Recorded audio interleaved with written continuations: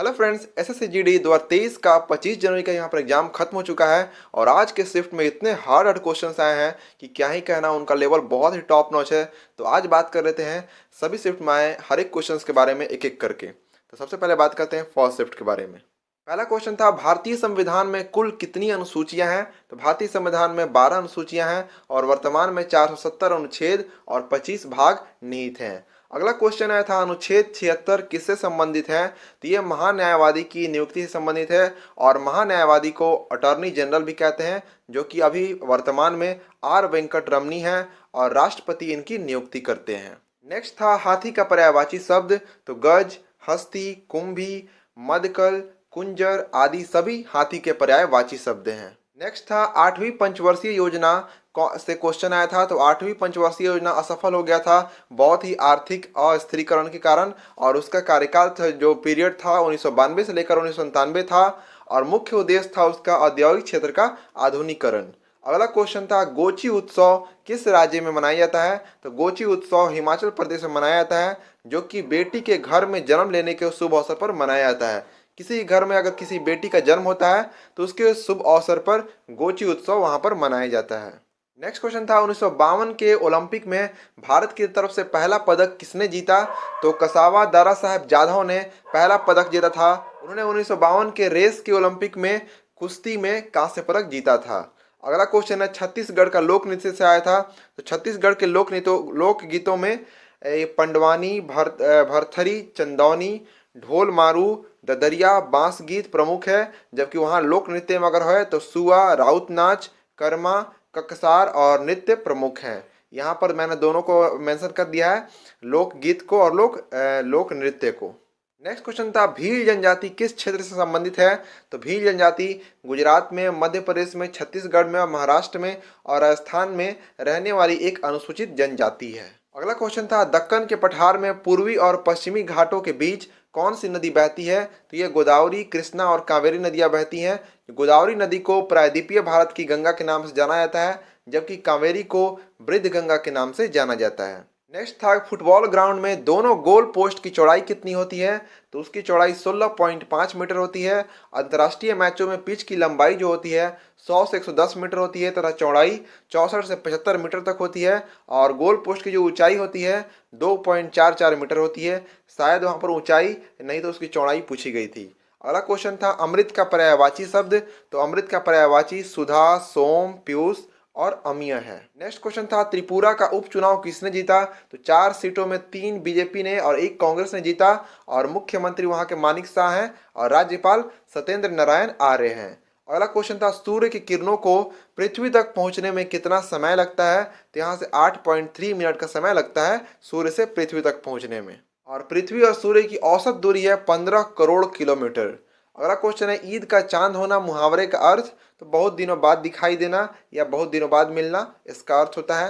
अगला क्वेश्चन है, मगध साम्राज्य किस नदी किनारे बसा था? तो ये गंगा नदी के किनारे बसा था। नेक्स्ट क्वेश्चन है, हैलोजन के अंतिम कक्षा में इलेक्ट्रॉनों की संख्या कितनी होती है?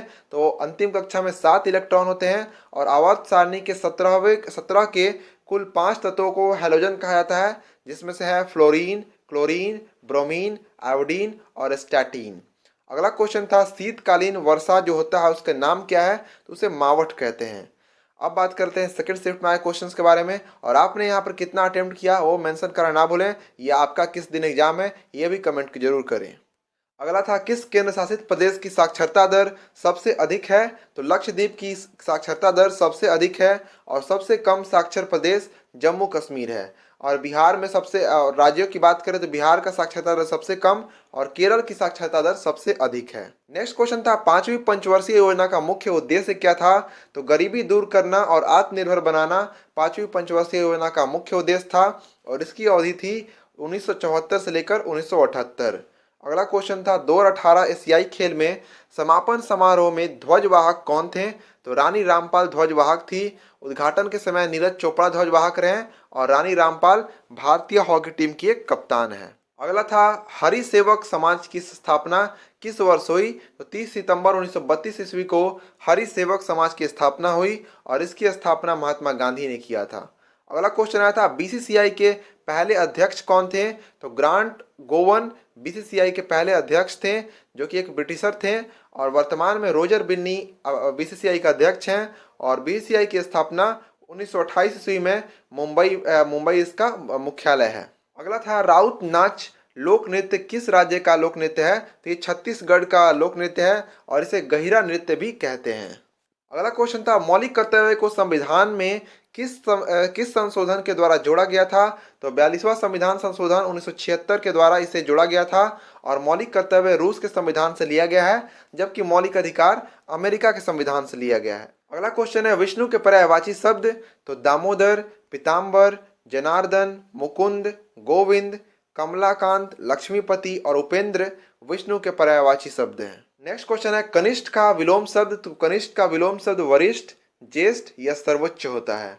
अगला क्वेश्चन आया था एवोगाद्रो संख्या का मान क्या होता है? तो 6.022140076 इंटू 10⁻23 मोल पर इकाई होता है। तो इसका रसायन विज्ञान और भौतिकी में एक मोल पदार्थ में जितने भी अणु या परमाणुओं की कुल संख्या होती है उसे एवोगाद्रो नियतांक कहते हैं और इसका मान ये है। नेक्स्ट क्वेश्चन था अटल पेंशन योजना स्कीम क्या है? तो भारत सरकार के इस स्कीम में 18 साल से लेकर 40 साल के लोग कोई भी लोग निवेश कर सकते हैं और स्कीम में आपको 60 वर्ष तक आप अंशदान कर सकते हैं और 60 साल के बाद आपको 1000 से लेकर 5000 तक मासिक पेंशन दी जाती है।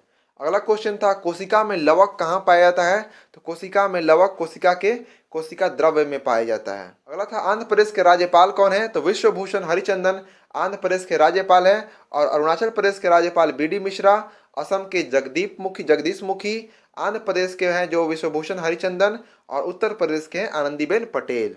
अगला क्वेश्चन था सबसे प्राचीन वेद कौन सा है? तो सबसे प्राचीन वेद ऋग्वेद है और ऋग्वेद के साथ साथ सामवेद, यजुर्वेद, अथर्ववेद ये 4 वेद हैं। और अब बात करते हैं थर्ड शिफ्ट में आए सारे क्वेश्चंस के बारे में।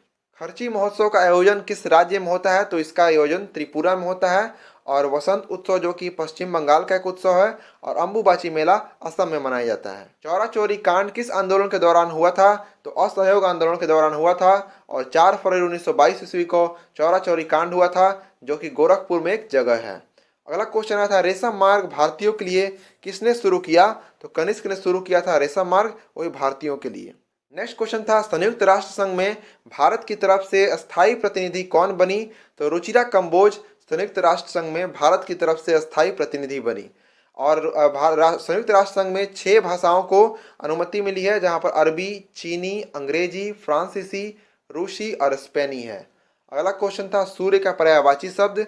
तो रवि, दिनकर, भास्कर, आदित्य, दिवाकर, प्रभाकर, मरीचि, मार्तंड ये सभी सारे सूर्य के पर्यायवाची शब्द हैं। अगला क्वेश्चन है ग्राम पंचायत किस भाग के अंतर्गत आता है? तो भाग 9 के अंतर्गत आता है ग्राम पंचायत। अनुच्छेद 243 में इसका जिक्र किया गया है और अनुसूची 11 में ग्राम पंचायत है, अनुसूची 12 में नगर पंचायत। नेक्स्ट क्वेश्चन है भारतीय रिजर्व बैंक की स्थापना कब हुई थी? तो आरबीआई की स्थापना 1 अप्रैल 1935 को हुई थी और इसका मुख्यालय मुंबई में है। अगला क्वेश्चन था क्षेत्रफल की दृष्टि से सबसे बड़ा राज्य? तो राजस्थान क्षेत्रफल की दृष्टि से सबसे बड़ा राज्य है और सबसे छोटा क्षेत्रफल की दृष्टि से गोवा राज्य है। अगला क्वेश्चन था किस लोक नृत्य को शास्त्रीय नृत्य का दर्जा दिया गया है? तो सत्रिय नृत्य को असम का जो कि नृत्य है उसे शास्त्रीय नृत्य का दर्जा दिया गया है। अगला क्वेश्चन था कबड्डी में कितने खिलाड़ी होते हैं? तो एक पक्ष में कबड्डी में 7 खिलाड़ी होते हैं। और असफल का विलोम शब्द क्या आया था? तो सफल होता है असफल का विलोम शब्द। पवन का पर्यायवाची शब्द? तो वायु, हवा, समीर, वात, मारुत, अनिल ये सभी पवन के पर्यायवाची शब्द हैं। अगला था आधुनिक आवर्त सारणी के जनक कौन है?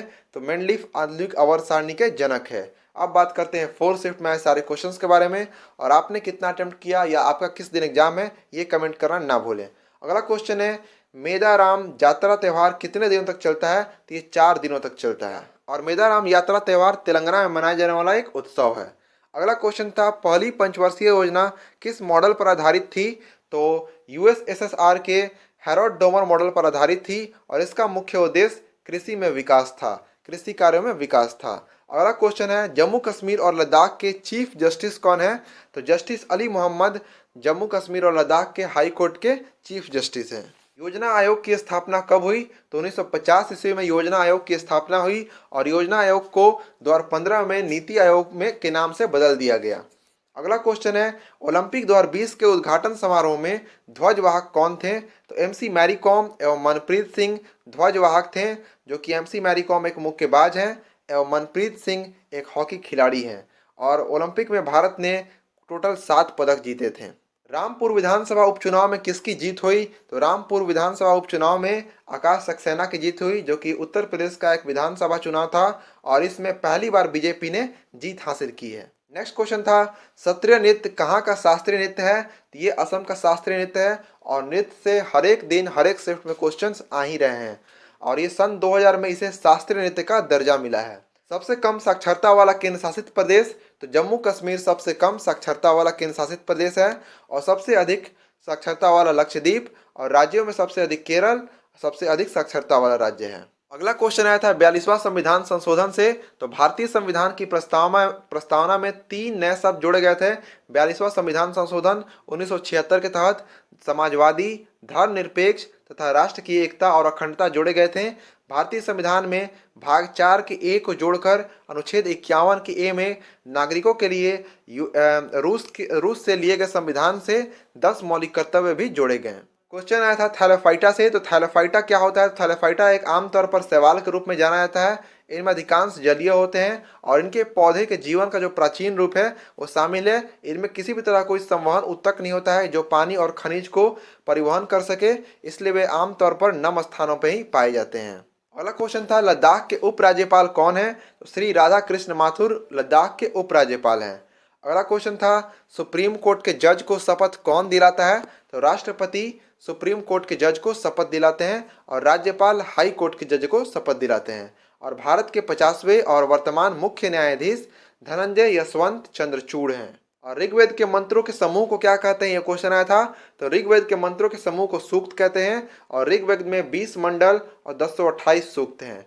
टेलीग्राम चैनल का लिंक डिस्क्रिप्शन में दिया गया है, आप चाहे तो उसे जाकर ज्वाइन कर सकते हैं। वहाँ पर आपको बहुत सारी अपडेट्स जल्दी मिलती रहेंगी। और अपने एग्जाम का डेट कमेंट करना ना भूलें, ताकि आपका किस दिन एग्जाम है। और किसी भी तरह कोई डाउट हो आपके मन में तो आप कमेंट करना ना भूलें, और कोई भी आंसर या गलत भी लग रहा हो आपको तो आप ज़रूर कमेंट करें। और वीडियो अगर आपको अच्छा लगा हो तो वीडियो को लाइक एंड चैनल सब्सक्राइब करना ना भूलें।